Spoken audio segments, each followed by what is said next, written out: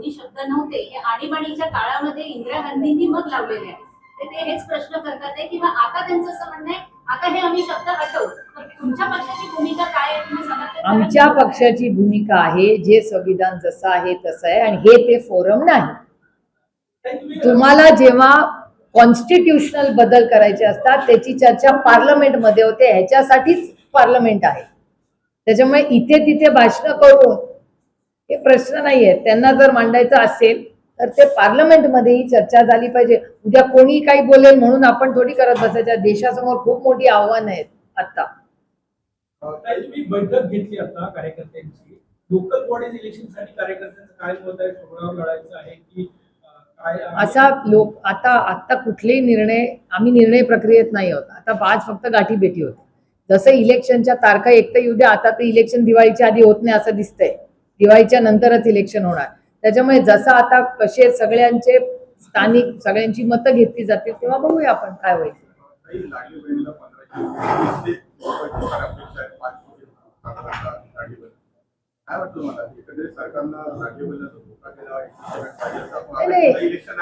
एक तर लाडकी बहीण योजनेमधले नंबर्स कमी होत आहेत ते मी नाही सरकारच कबूल करतो. म्हणजे हा माझा काही आरोप खोटा नाहीये त्यांच्यावर.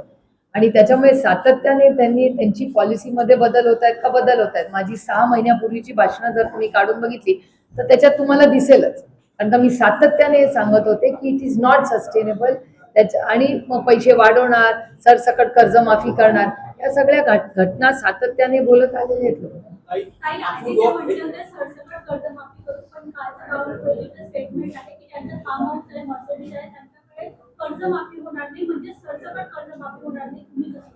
मला नाही माहिती. मी माननीय मुख्यमंत्र्यांवर विश्वास ठेवते की माननीय मुख्यमंत्री म्हणाले होते की आम्ही या राज्यात सरसकट कर्जमाफी करू. त्याच्यामुळे माझा विश्वास या राज्याच्या मुख्यमंत्र्यावर आहे. मुख्यमंत्र्यांनी सांगितलंय. मुख्यमंत्री मोठं पद आहे, पक्ष नसतो त्याला, ते मोठं जबाबदारीचं पद आहे.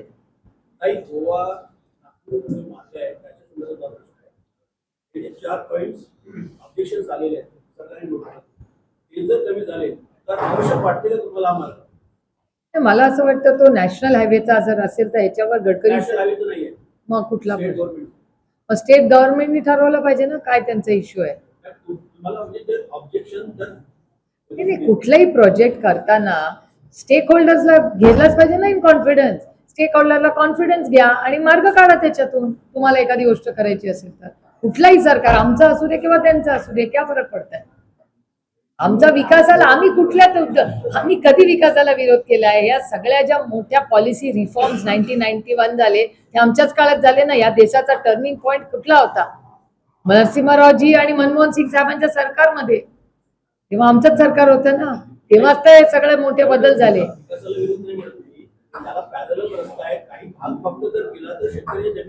नाही पण मग हे करायला सरकारने चर्चेला बसलं पाहिजे ना त्यांच्याशी. आणि स्थानिक लोक ठरवतील. जे स्थानिक लोकांचं जे म्हणणं असेल त्याला पूर्ण स्थानिक लोकांच्या मागे आम्ही ताकदीने उभं राहू. आम्ही घाबरलोय त्याच्यामुळे. काल पवार साहेब पण म्हणाले ते घाबरलेत खूप. मी पण घाबरले. असे आम्हाला धमकी यायला लागल्या. तुम्ही पण आम्हाला वाचवा आमच्यावर धमकी आल्या. माझा एक प्रश्न आहे. अनेक स्त्रिया म्हणजे विधवा होताना दिसत आहेत. कशामुळे तर दारूमुळे. महाराष्ट्रामध्ये सरसकट दारू विकली जात आहे आणि आता 1 ऑगस्ट पासून त्या दारूवरती वाढी करत आहे. म्हणजे पाटला महाराष्ट्रामध्ये दारूबंदी झाली पाहिजे. पैसा त्याच्यावर वाढवला नको, फक्त दारूबंदी व्हायला पाहिजे. यावर तुम्ही एक महिला म्हणून काय करता? नाही, महिला म्हणून नाही, मी लोकप्रतिनिधी म्हणून बोललं पाहिजे. त्यात महिला किंवा पुरुषचा विषयच येत नाही. काही सामाजिक प्रश्न असे असतात ज्याच्यात पुरुष किंवा महिला आमची मतं एकच असतात. का तुम्ही पुरुषांना याच्यापासून दूर ठेवता? पुरुष पण समंजस आहेत, जबाबदार आहेत आणि क्रांतिकारी राहिलेले आहेत महिलांच्या बाबतीत. माझं म्हणणं अनेक पुरुष आहेत या रूम मध्ये आहेत जे अतिशय आमच्याबद्दल संवेदनशील आहेत. त्याच्यामुळे मला वाटतं हा सामाजिक प्रश्न आहे. आणि उभी बाटली आडवी बाटली याचं मतदान तर कैलासवासी RR पाटलांनीच सुरू केलं. आबाच मंत्री असताना आबानी याच्यात मोठी क्रांती महाराष्ट्रात करून दाखवलेली आहे. तो अधिकार ऑलरेडी आहे. तो जर सरसकट आपण सगळीकडे केला तर त्याच्यातूनच तो अधिकार ऑलरेडी आहेच ना. ग्रामपंचायतींपासून सगळ्यांना आहे, तर तो आपण बदल करू शकतो. बहिणींना साथ देणं म्हणजे बहिणींना हा प्रश्न मला साथ विचार देण्यासाठी बहिणींना साथ देण्यासाठी दारूच्या बाटलांवर पैसे वाढवणं, उत्पादन शुल्क वाढवणं म्हणजे काय वाटतंय तुम्हाला? म्हणजे मला वाटायचा प्रश्न नाही हा प्रश्न. आज उद्ध्वस्त करणं. आज माननीय मुख्यमंत्री नागपूरमध्येच आहेत. हा प्रश्न मला विचारायच्या ऐवजी तुम्ही त्यांना विचारायला पाहिजे. कारण नाही विरोधाचा विषयच नाहीये. विरोध आहे पॉलिसी मेकर ते आहेत. हा जर डेटा त्यांना दिसत असेल तर त्यांनी पॉलिसी मेकर म्हणून आणि या देशाचं राज्याचं मायबाप सरकार म्हणून त्यांनी निर्णय घेतला पाहिजे ना, जो योग्य आहे. आता सामाजिक परिवर्तनात काय केलं पाहिजे, हुंडाबळीला काय केलं पाहिजे. पुण्यामध्ये जी घटना घडली ही तुम्ही सगळ्यांनी पाहिली. हुंडाबंदी झाली का पाहिजे, तर झालीच पाहिजे, अर्थातच झाली पाहिजे. आणि त्याच्यासाठी तुम्ही सरकारमध्ये आहात ना. मग सरकारची यंत्रणा कशासाठी आहे? पवार साहब ने कहा है कि त्याच्यानंतर तुम्हाला हिंदी भाषा जो है जिसको लेकर विवाद चल रहा है महाराष्ट्र में, उसको हिंदी भाषा को इग्नोर कर त्याला तुमचे इलेक्ट्रॉनिक वाले सकाळी मला 2 वेळा भेटून गेलेत आज. इलेक्ट्रॉनिक वाले हॉटेलमध्ये पण सकाळी आल्या परत मग दीक्षाभूमीला पण होते. त्यांना बाईट घेणं गरजेचं असतं ताई, पण आम्हाला जर त्याच्यामुळे उशीर झाला. 12:30 नाही मी दिलगिरी व्यक्त करते आणि मी या युनिटला सांगते की माझ्या मतदारसंघात असं कधी होत नाही. जर मी 12ला जाणार असेल तर 12चीच मी वेळ देते. मी 11:30 सांगत नाही, कारण का लोक येतात वेळेवर, नाही का. चला सांगा. मग तुमचा वेळ व्हायला नको. 10 मिनिटं देते, 10 मिनिटात तुमच्या सगळ्या प्रश्नाची उत्तरं देते, म्हणजे तुम्ही पण मोकळे. चला. सुरुवात करा. नमस्कार. आज मी केदार फॅमिलीने मला एका कार्यक्रमासाठी ते आमंत्रित केलंय म्हणून मी आलेले आहे. त्याचबरोबर पक्ष संघटनेच्या काही गाठीभेटी हे करून मी परत मुंबईला संध्याकाळी जाणार आहे. मोर्चा आहे त्या मोर्चात आपण सहभागी होणार. राष्ट्रवादी काँग्रेस पक्ष पूर्ण ताकदीने त्या मोर्चामध्ये सहभागी होणार आहेत. कालच आदरणीय पवारसाहेब आणि माननीय जयंत पाटलांनी स्टेटमेंट केलेलं आहे. आपण सहभागी. पक्षाने आदेश दिला तर हो. महानगरपालिका के चुनाव आ रहे हैं, आपका दौरा देखते हुए है। देखिए हम एक राजकीय पार्टी है. हम कोई भी पॉलिटिकल पार्टी है 365 डेज 24/7 ये इलेक्शन के लिए हमेशा तैयार भी रहती है, और जब इलेक्शन नहीं होता तब हम लोगों की सेवा करने में व्यस्त रहते हैं. तो जब भी इलेक्शन होगा तो हर पार्टी पूरी ताकद से ही लड़ती है. ताई माझे 2 महत्त्वाचे प्रश्न आहेत. तुम्ही स्थानिक स्वराज्य संस्थांचे तर असं म्हटलं जातं की आमच्याकडे एक वाडा आहे, विरोधी पक्षांचे उमेदवार देखील त्या वाड्यावर ठरतात की कोणता नगरसेवक किंवा कोणता आमदार याच्यासाठी उभा राहील, आणि नंतर मग भाजप हा त्या नगरसेवक किंवा आमदाराच्या विरोधात कमकुवत उमेदवार देतात. तर ही जी पडद्यामागची सेटिंग आहे याविषयी कार्यकर्त्यांमध्ये चर्चा असते. आणि सगळ्या दुसरा माझा महत्त्वाचा प्रश्न आहे शक्ती महामार्गाचा शक्तीपीठ बद्दल. समृद्धी महामार्गाच्या वेळेस सुद्धा माननीय शरद पवारांनी तीव्र विरोध केला, पण नंतर मग असं झालेलं आहे की मग भूमिपूजन झाल्यानंतर जोपर्यंत भूमिपूजन होत नाही विरोध करतात विरोधी पक्ष. आणि नंतर आता शक्तीपीठसाठी पण तुम्ही सांगितलेले आहे की 82,300 कोटीचा मी नाही सांगितलंय की फायनान्स मिनिस्ट्रीची नोट आहे. मी नाही सांगितलं. आणि त्याच्यासाठी 86,000 हेक्टर बागायती जमीन सुद्धा घेतली जात आहे. तर माझा सरळ प्रश्न असा आहे की कोणताही प्रकल्प सुरू होतो तर त्याला विरोध होतो, त्यानंतर असं काय होतं पडद्यामागे की मग नंतर विरोधी पक्ष भूमिपूजन झाल्यानंतर गप्प बसतो? असे अजून कुठला विरोध असा आहे? एक समृद्धी मार्ग सोडून अजून किती असे प्रकल्प आहेत? आता शक्तीपीठचं काय सांगा? नाही तुम्ही म्हणला दरवेळीच असं होतं, असे किती आहेत अजून? असं कार्यकर्ता आरोप आहे कुठल्या कार्यकर्त्याचे? सगळ्याच पक्ष. नाही लेट्स बी डेटा ड्रिव्हन. माझा एवढाच प्रश्न आहे तुम्हाला. तुम्ही म्हणला की एक बीजेपीचे कार्यकर्त्यांनी सांगितलंय की ते विरोध ह्याच्यासाठी करतात. नाही डेटा ड्रिव्हन बोलूया. तुम्ही म्हणला प्रत्येक, तर दुसऱ्या कुठल्या प्रोजेक्टला आम्ही विरोध केला? तर समृद्धीचा मग विरोध का मावळला?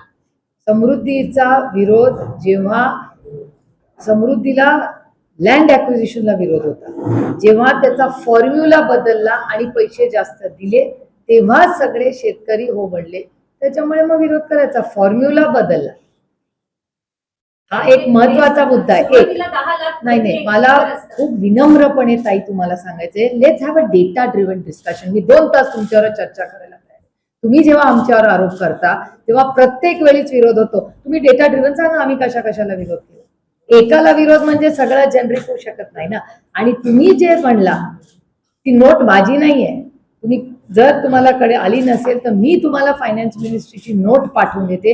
हे सगळे जे ऑब्जेक्शन आलेले आहेत हे फायनान्स मिनिस्ट्रीचे ऑब्जेक्शन आहेत आणि त्याच्यात हे सरकार कोणाचं आहे हे तुम्हाला माहिती आहे जेवढं मला माहिती आहे. याला जोडलं सर्टिफिकेट संदर्भात आपली भूमिका सध्या पक्षाची भूमिका काय आपली पक्षाची भूमिका जे ऑब्झर्वेशन्स आणि रिझर्वेशन्स फायनान्स मिनिस्ट्रीनी ऑब्जेक्शन्स दाखवलेले आहेत ते अत्यंत सिरियस आहेत. ते कुणालाही सिरियस वाटण्यासारखे आहेत कारण का ते सरकारचे ऑब्जेक्शन्स आहेत. सरकारचंच प्रोजेक्ट आहे आणि त्याच्यात सरकारनीच ऑब्जेक्शन्स दिलेले आहेत त्यांच्यामुळे ते चिंताजनक आहे. आता गट त्यांचे सगळे प्रश्न उद्या मग मी बोलते. त्या खूप बोलतात तर त्यांचं सगळं समाधान उद्या मग मी बोलते. विचारत आहे नाही यांचं शक्तीपीठ पूर्ण कारण फक्त उमेदवाराविषयी तुमचे उमेदवार कोण ठरवणार याच्याविषयी. तुमचं सगळं उद्या मग मी बोलते का मी आरामात. आता माझी लिंक तोडू नका नाहीतर let's you finish the talking and I will do all that. Beach का रास्ता निकालना होगा कुछ तो आप क्या सोचते हैं? नहीं उन्होंने एक तो हमारे नेता है वो नेता जो लाइन लेगा वही. बट जो आपको याद होगा आप एसएससी में पढ़े कि नहीं मुझे पता नहीं. मैं एसएससी में पढ़ी हूँ. 2 लैंग्वेजेस थी 4वीं तक और 5वीं के बाद मैं भी हिंदी सीखी हूँ जैसे आप मतलब पता नहीं कौन से बोर्ड में सीखे. वैसा करिए तो लोड मत करिए. न्यू एजुकेशन पॉलिसी आई किस लिए? आपको याद होगा विनोद तावड़े जी जब मंत्री थे उन्होंने एक बहुत बड़ा प्रोग्राम चलाया था कि जो बोझ बच्चे लेके चलते स्कूल में वो हम कम करेंगे. याद है? तो आपके चैनल्स पे दिखाया जाता था वजन कम कर रहे, इतना वजन किलो का बैग है, बच्चा बेचारा आता था तराजू वगैरह वो सब विनोद तावड़े जी ने किया था उस टाइम की बैग कम कर. तो अगर ऐसी ही पॉलिसी सरकार की है और न्यू एजुकेशन पॉलिसी में बदलाव करना चाहते, गुजरात में कहा हिंदी कंपलसरी है, न तमिलनाडु में है, न केरला में है, न आंध्र में है, न तेलंगाना, तो न गुजरात में भी नहीं है, तो सब जगह नहीं है, तो महाराष्ट्र में क्यों कंपलसरी हो रहा है अगर देश में नहीं हो रहा है? तो किसी साजिश के तहत किया जा रहा है क्या महाराष्ट्र? वो नहीं पता मुझे. मैं साजिश मैं ऐसा सोच ही नहीं सकती क्योंकि मैं खुद साजिश नहीं करती तो मेरा दिमाग ही नहीं चलता ऐसे. और मैं बड़ी विनम्रता से कहती हूँ शिक्षा में ये साजिश वाजिश नहीं है. राजनीति चलती रहेगी. शिक्षा आरोग्य समाज के जो इश्यूज है इसमें राजनीति नहीं आनी चाहिए. इतिहास में राजनीति नहीं आनी चाहिए. जो सच है वही सच है, वही इतिहास हो सकता है. कालच अदानींनी दत्ता मेघेंसोबत टायप केलं तर ते शालिनीताई मेघे बैठकी असेल. आता गरिबांना आता अदानी घेईल तर फुकट तर देणार नाही ना. आता गरिबांना आरोग्याच्या सुविधा निशुल्क वगैरे मिळतील का? हा प्रश्न मला नाही तुम्ही सरकारला विचारायला लागेल कारण का सरकारच्या चॅरिटी कमिशनरच्या थ्रू ते झालं असेल. मी कसं उत्तर देणार? त्यांना माहिती असेल. माननीय मुख्यमंत्री आहेत आज त्यांना विचारा. रोहिणी खडसे यांनी पत्रकार परिषदेमध्ये महायुतीच्या तिन्ही नेत्यांना गाजराचा हार घातला. पक्षाची भूमिका आहे का? तुम्ही या भूमिकेत सहमत आहात का? अरे त्या महिला अध्यक्ष आहेत आमच्या पक्षाच्या बॅनर. अहो पक्षाच्या वरच केलं असणार ना. अर्थातच मग मान्यच असेल ना सर आम्हाला. आमच्या पक्षाची महाराष्ट्राची महिला अध्यक्ष तो निर्णय घेते तो पक्षाला मान्यच असणार ना. सहमत आहे. What choice do I have? हो आय एम. आता तुमच्या वर्तमानपत्रात करता कुठे काम करता तुम्ही? वृत्तपत्र TV9 ला. मग TV9च्या बातम्या वेदर यू लाईक इट और नॉट कोण विचारतं का आपल्याला? ते जे करतात त्याला तुम्ही मम करता तसं आम्ही पण मम करतो सगळ्या गोष्टी. राष्ट्रीय अध्यक्ष मी नाही बाबासाहेब कार्याध्यक्ष. केले जाणार का विविध राज्यामध्ये आणि दुसरं की महाराष्ट्रामध्ये काही मोठ्या नेत्यांची विविध पक्षात काही इन्कमिंग होणार का भविष्यात? बस इनकमिंग आम्ही जेव्हा करतो तो त्याला काहीतरी असतं. काय ते आता कोणाचं इन्कमिंग झालंय बीजेपी? हा आम्हाला भीती वाटते इन्कमिंगची आता कारण का आज राज्यामध्ये कुणाचंही इन्कमिंग चाललंय. त्याच्यामुळे मला भीती वाटते या सगळ्या गोष्टीची. नाही पक्षप्रवेश होत राहतील. घाई काय सगळ्या गोष्टींची? पक्षप्रवेश आहे पण आमच्याकडे क्वालिटी कंट्रोल नाही चालतं. उगाच कोणी या चला काय म्हणजे आता बोलू नये मी कारण का मला भारतीय जनता पक्ष जरी विरोधात असलो तरी त्या पक्षाबद्दल माझ्या मनात नेहमीच मान सन्मान राहिलाय कारण का अतिशय सुसंस्कृत पक्ष होता. मी आजही माननीय अरुण जेटली सुषमाजी राजनाथ सिंगजी यांचा मान सन्मान आजही करते. मी ओपनली बोलते ते. आम्ही संसदेत कुणाकडून शिकलो भाषण कसं करायचं खंडक कसा ठेवायचा हे भारतीय जनता जसे काँग्रेसकडून आम्ही अनेक चांगल्या गोष्टी शिकलो तसं भारतीय जनते पक्षाच्याही लिडरशिप कडून आम्ही अनेक चांगल्या गोष्टी. अतिशय सुसंस्कृत पक्ष. मी स्वतः पाहिलं त्यांना पार्लमेंटमध्ये विरोधी पक्षात काय अप्रतिम भाषणं करायची आणि सुसंस्कृतपणे. सुषमाजी आमच्यासाठी ते हिरो होते आमच्या. आता तशी परिस्थिती नाही आहे, दुर्दैव आहे. आम्हाला वाईट वाटतं की अरे चाललंय कुठे सगळं. आणि सगळेच पक्ष आम्ही जबाबदारी घेतो, आमच्याकडूनही चुका झाल्या असतील, पण आमच्याकडून चुका झाल्या म्हणून लोकांनी आम्हाला विरोधात बसवलं ना. मग आमच्यातलेच सगळे लोक तिथे जाऊन बसणार असतील तर फक्त आधी काँग्रेस आणि राष्ट्रवादी काँग्रेस नाव होतं, आता त्याला बीजेपीचं नाव बदललंय. माल तो वही है ना, पैकेजिंग से बदला है ऊपर का, अंदर का माल तो वही है. Okay, thank you very much. Sorry about the delay. Maharashtra सरकारचा प्रोजेक्ट आहे, त्याला जे ऑब्जेक्शन्स आलेले आहेत ते त्याच सरकारच्या फायनान्स डिपार्टमेंटची जी ऑफिशियल नोट आहे त्याच्यात ते आलेले आहेत. त्याची सगळी सविस्तर नोट कालच्या परवाच्या दिवशी जी कॅबिनेट मीटिंग झाली त्याच्यात सर्क्युलेट झालेले आहेत. तेच वर्तमानपत्रात आले, तेच कॅबिनेट नोट आणि वर्तमानपत्राचा सगळा डेटा हा सगळ्या मीडियाकडे आहे. त्याच्यात 4 मोठे सिरियस ऑब्जेक्शन्स आहेत. एक की एकीकडे होणारा प्रचंड विरोध लँड ॲक्विजिशनसाठी, ज्याच्यासाठी राजू शेट्टी आणि अनेक शेतकरी रस्त्यावर उतरत आहेत, हे तुमचेच सगळे चॅनल्स दाखवत आहेत. हा पहिला मुद्दा. दुसरा मुद्दा, फायनान्स डिपार्टमेंटनीच ऑब्जेक्शन घेतलंय की एकीकडे जेव्हा तुम्ही लोन घेता ते 6.35% घेताय, ह्या प्रोजेक्टला 8.80% का 2.5% अंतर आहे. हे का घेताय? हे माझं ऑब्जेक्शन नाहीये, हे फायनान्स मिनिस्ट्रीच्या नोटचं ऑब्जेक्शन आहे. त्याच्यानंतर फायनान्स मिनिस्ट्रीने असं सांगितलंय की एवढं 82,000 crores का 86,000 crores जे प्रोजेक्ट आहे हे असंच आपण केलं तर आपल्या बजेटमधले 22% पैसे हे फक्त रिपेमेंट मध्ये जातील. हे पण फायनान्स मिनिस्ट्रीच्या ऑफिशियल गव्हर्नमेंट ऑफ महाराष्ट्राच्या नोटमध्ये आहे. आणि त्याच नोटमध्ये असे लिहिलंय, माननीय आदरणीय अटल बिहारी वाजपेयी साहेबांनी FRBM ऍक्ट आला, which is a fiscal management act of government of India.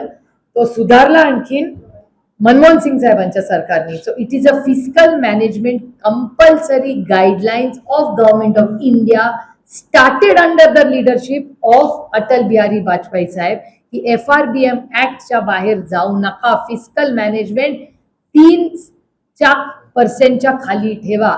आता हे प्रोजेक्ट जर केलं तर नंबर प्रमाणे FRBM ऍक्टला केराची टोपली दाखवली जाते आणि फिस्कल मॅनेजमेंट ते 4 ते 4.5% जाईल, जे केंद्र सरकारच्या नियम कायद्याच्या बाहेर आहे, अशी फायनान्स मिनिस्ट्रीची नोट सांगते. तर fiscal management problem, repayment of 22% plus lone घेतलेला विषय, हा एक फक्त सरकारचा अंतर्गत प्रश्न झाला, हा एक भाग. आणि दुसऱ्या भागामध्ये शेतकऱ्यांमध्ये झालेला विरोध, अशा 2 वेगळ्या घटना या विरोधात होत आहेत. त्याच्यामुळे जरी मी सत्तेमध्ये असते तरी माझं हेच मत असतं, कारण का एका प्रोजेक्टसाठी एका राज्याच्या फिस्कल मॅनेजमेंट मध्ये आणि दिवाळखोरीकडे जाईल का, हे शब्द माझे नाहीत, त्या रिपोर्टमध्ये आहेत. हे सगळं मी जे बोलतेय ते महाराष्ट्र सरकारच्या ऑफिशियल रिपोर्ट ऑफ फायनान्स जी कॅबिनेट मध्ये सर्क्युलेट झाली आहे त्याचा आहे. त्याच्यामुळे हे माझं वैयक्तिक मत नाही, की महाराष्ट्र सरकारच्या मध्ये असलेला कॉन्फ्लिक्ट आहे. 2 वेगळी मतं एका प्रोजेक्ट बद्दल विरोधकांची नाहीत. फक्त हा डेटा आम्हाला कुठून आला, तर हा महाराष्ट्र सरकारमधून आलेला आहे. त्याच्यामुळे आणि समृद्धी महामार्गाचा प्रश्न वेगळा आहे आणि हा प्रश्न वेगळा आहे. हे 2 वेगळे विषय आहेत. आणि गडकरी साहेब नागपूरमलाच राहतात, त्यांचे सगळे प्रोजेक्ट्स आम्ही पूर्ण ताकदीने सपोर्ट करतो. त्याच्यामुळे कुठल्या प्रोजेक्टला आम्ही सिलेक्टिव्हली किंवा सगळ्या प्रोजेक्टला आम्ही विरोध करतो, हे धातांड खोटा आमच्यावर आरोप आहे. दत्तात्रेय होसबले RSS के नेता है, उन्होंने कहा है कि इमरजेंसी के दौरान समाजवादी और धर्मनिरपेक्ष शब्द जोड़े गए, जिसकी समीक्षा करने की आवश्यकता है. डॉक्टर बाबा साहब अम्बेडकर के संविधान में ये शब्द नहीं था. क्या राय है आपकी? एक सशक्त लोकतंत्र में हर एक को बोलने का अधिकार है इस देश. उनको लगता है उन्होंने कह दिया. पक्षाच्या भूमिकाचा विषयच येत नाही. या संविधानामध्ये पक्षाची भूमिका देशाचं संविधान असतं, त्याच्यात पक्षाची नाही. संविधान एकच आहे आणि सुप्रीम आहे, त्याच्यात पक्ष काय? मग प्रत्येक पक्ष येऊन आपापल्या पद्धतीने संविधान, असं नाही चालत. 370 का हटवला? कारण का सगळ्यांना एक समान पाहिजे ना, त्याच्यामुळे एकच संविधान या देशात चालतं, जे आहे ते तसंच राहणार. आणि मी ना अशा वेळेस मला अरुण जेटली साहेबांची खूप आठवण येते. अरुणजी नेहमी म्हणायचे अशा कॉन्ट्रोवर्सीज व्हायच्या तेव्हा, की तुम्ही दाखवणं बंद करा म्हणजे लोक असलं बोलणं बंद करतील. हे मी म्हणत नाहीये, माननीय कैलासाची अरुण जेटली साहेब हे बोलायचे. क्या इससे जुड़ा हुआ है? तो क्या आपकी राय क्या है धर्मनिरपेक्षता और समाजवादी? मेरी राय का सवाल ही नहीं है, जो है संविधान में वो संविधान में सबको पूछ के चर्चा करके रखा गया है. ये संविधान बदलने की जो बात ये सरकार कर रही है, यही हम कह रहे थे. आपको याद होगा, अब की बार 400 पार बदलेंगे संविधान, ये बीजेपी के 2 वरिष्ठ सांसद ये कह रहे थे लोकसभा में, आपको याद होगा. इस देश में हम किसी को संविधान बदलने नहीं देंगे. ताई, डॉक्टर